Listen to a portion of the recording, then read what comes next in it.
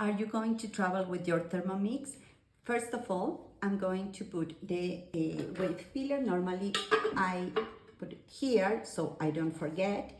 Then I'm going to simmering basket, to add the simmering basket, close, put the splashing board and the measuring cup. I'm going to put it here with the baroma so I don't forget anything. Here everything is set up, and now we are going to close the Thermomix. So you are going to go in menu, settings, and here you are going to find transportation mode.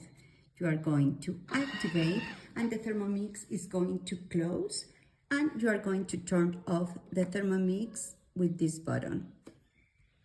That's all. You are ready to enjoy your Thermomix with your friends, with your family, in holidays, etc. Please, if you have any question, let me know and follow me for more tips. Thank you.